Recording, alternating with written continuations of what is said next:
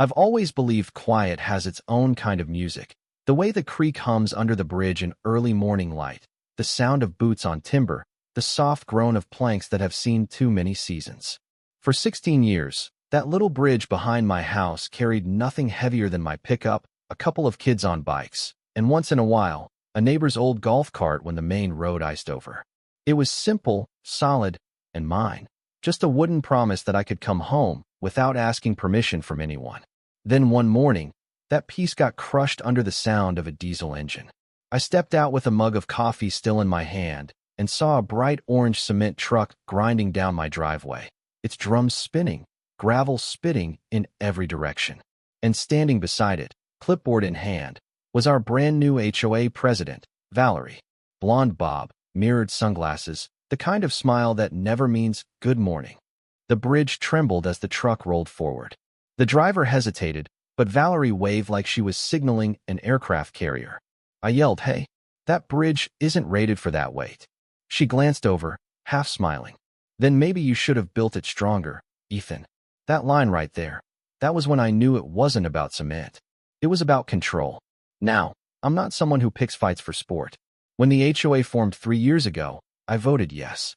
I figured it'd keep the entrance tidy, maybe get us a street light or two. $50 a year, no big deal. But power's a funny thing. Give the wrong person a clipboard, and they'll start thinking they're mayor. Valerie got herself elected president after the first board resigned. Her husband's a contractor, so suddenly every community improvement involved one of his trucks. I got my first letter from her a month later, friendly reminder. It said, "Your kayak rack violates visual harmony guidelines."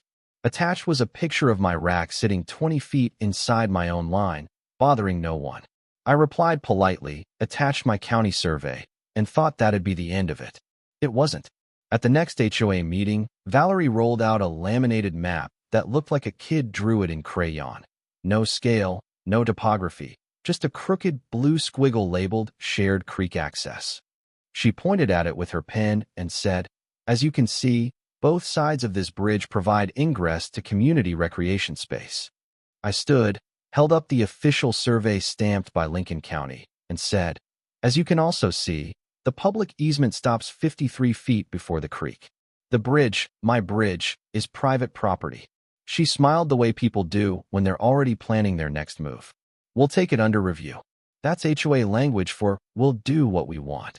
2 weeks later, I woke to the roar of that same cement truck crossing my boards again, heading toward a muddy lot Valerie had declared Phase 1, community courts.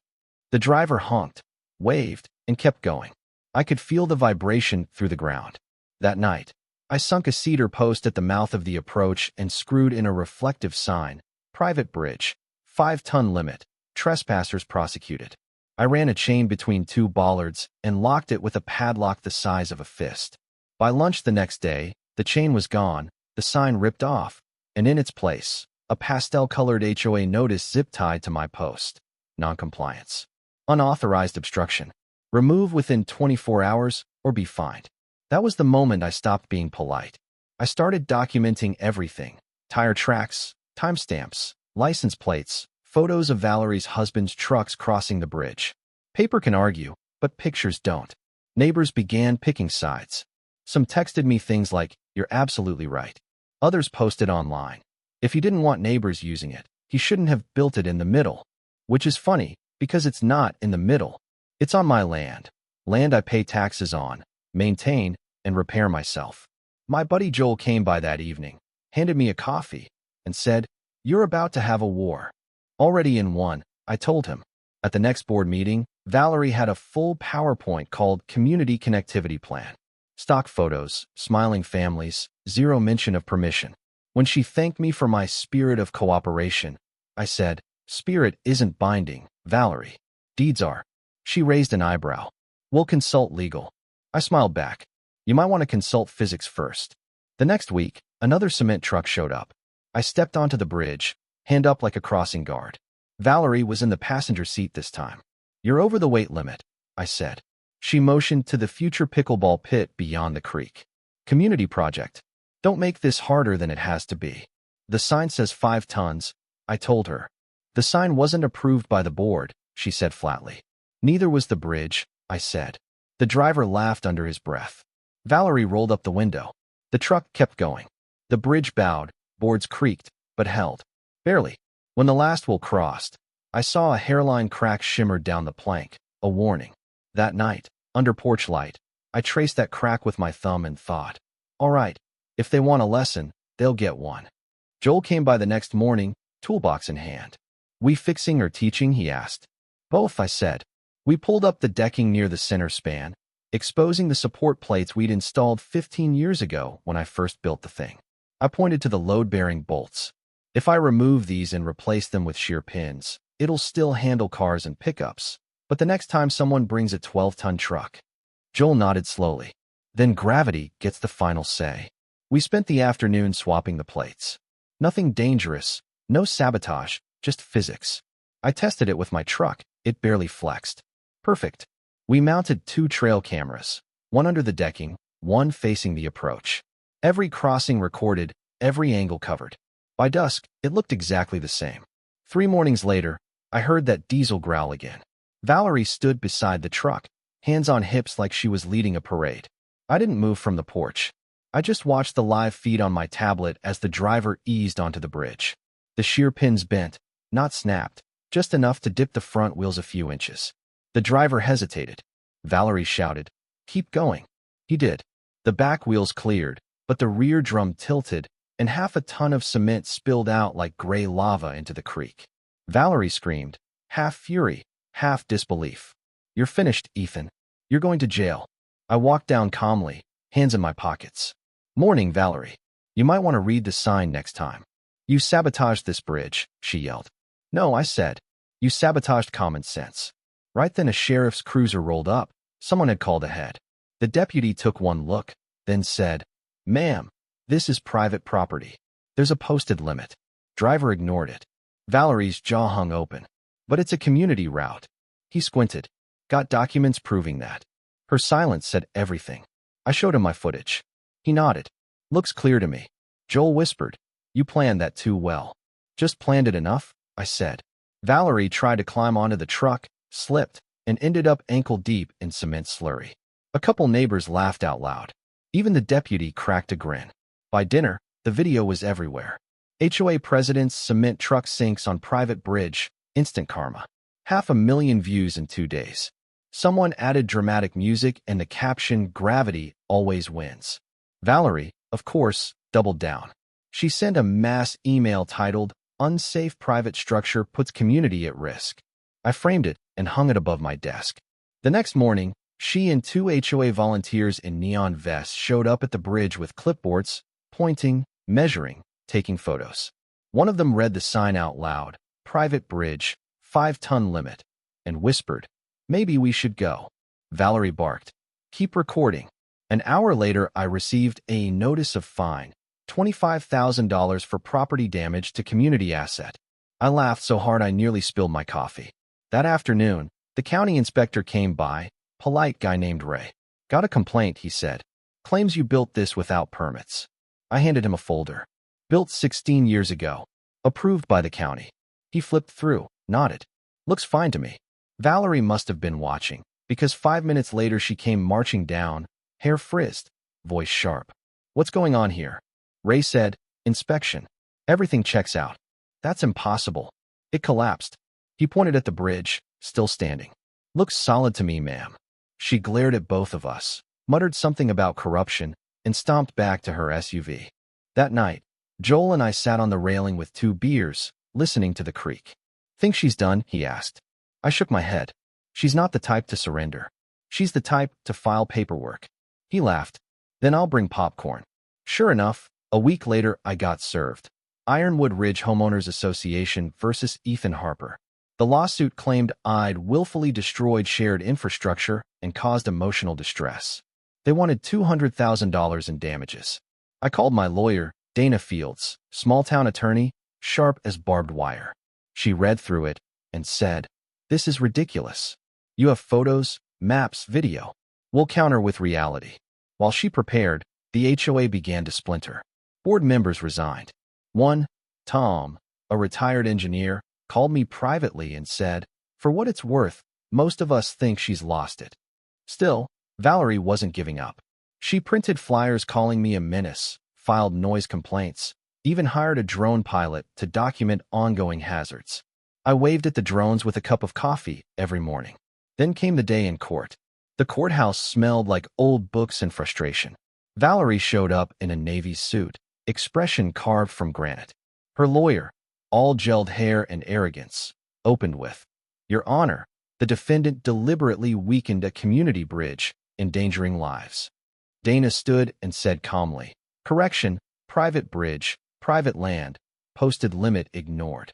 We presented the videos, the deed, the county maps. Then we called Joel and Tom as witnesses. Tom explained the load calculations. Joel testified about seeing HOA trucks cross despite warnings. Finally, Valerie took the stand. Her lawyer asked, "Do you believe Mr. Harper intentionally caused the bridge to fail?" "I know he did," she said. "He told me once gravity would teach us boundaries." Dana rose. "Mrs. Dawson, how many times did HOA vehicles cross my client's bridge?" Valerie hesitated. "Maybe 10. And each time over the 5-ton limit. They weren't official limits." "Meaning they weren't approved by you?" Laughter rippled through the room. The judge even smiled. Dana continued, "Are you aware your husband's truck weighed 12 tons loaded?" Valerie's face went red. "And are you aware this document?" Dana held up the county plat. "Shows the bridge entirely on Mr. Harper's property?" Valerie opened her mouth, but nothing came out. When Dana sat down, the judge leaned forward, adjusted his glasses, and said, "I've seen many HOA disputes, but this might be the first time someone buried their credibility in wet cement." Case dismissed. The gavel hit like thunder. Outside, reporters waited. "Mr. Harper, any comment?" one asked. I smiled. "Never underestimate a good bridge." Valerie brushed past me, muttering about appeals. Dana laughed softly. "You handled that well." "I've had practice," I said. Every HOA meeting was a rehearsal. I figured that was the end. It wasn't. 2 days later, the HOA called an emergency post-trial meeting. I went out of curiosity. The room was packed. Valerie stood at the front, voice trembling but defiant. "The court's decision was based on incomplete information. We will appeal to protect this community." I raised my hand. "Before you do, you might want to see this." I walked to the projector, plugged in a flash drive, and pulled up a government document stamped in red. U.S. Federal Waterway License, Private Access Corridor, 2007. "This," I said, "is a 20-year federal permit giving my property exclusive crossing rights over this creek. The water, the bridge, and the land beneath are outside HOA jurisdiction." Gasps filled the room. Valerie's eyes darted wildly. "You forged that?" Tom stood. "No, he didn't. I verified it myself this morning. He even sent me the renewal letter from the Department of Transportation." Hannah, one of the neighbors who'd been neutral for months, stood too. "Valerie, you told us the bridge was community property. You used HOA funds for your lawsuit." "That's not true," Valerie snapped. Tom raised a folder. "We audited the accounts. $42,000 in legal fees paid without board approval." The crowd erupted. Someone shouted, "Is that why our playground lights don't work?" Valerie slammed her hands on the table. "You think this is over? He's just one man with a bridge." I looked at her evenly. "You're right. But that bridge carried truth, and you drove right over it." The room broke into laughter, the kind that's half relief, half justice. Tom called for a vote to remove her as president. Every hand went up except hers. Valerie gathered her folders, trembling, and stormed out. No cameras this time, no audience left to applaud. A week later, I got a letter from the new board. It wasn't a fine, it was an apology. The Ironwood Ridge HOA formally acknowledges your ownership of Harper Bridge and apologizes for prior misconduct. Thank you for your patience and your example. Enclosed was a check for $1,000 for legal expenses. I didn't cash it. I framed it beside the photo of the bridge. Life went quiet again. The creek found its rhythm. The boards creaked like old friends stretching after a long nap. Joel came by with 2 beers. "So," he said, "what's next for the man who beat the HOA?" "Retirement," I said. He laughed. "Sure, until someone paints their mailbox the wrong color." We sat there, watching sunlight ripple on the water. I thought about how something so small, a bridge, could become a battleground for pride, power, and boundaries. People think stories like this are about revenge. They're not. They're about respect, about holding your ground without losing yourself. Every time I cross that bridge now, I hear what it taught me. Patience isn't weakness, silence isn't surrender, and gravity always keeps its promises. So tell me, have you ever dealt with your own version of Valerie? Someone who mistook kindness for permission? Let me know in the comments. I read every single one. And if this story made you smile, hit like, subscribe, and share it with someone who's fighting their own HOA battle. Because out here, there's always another story waiting to cross the line.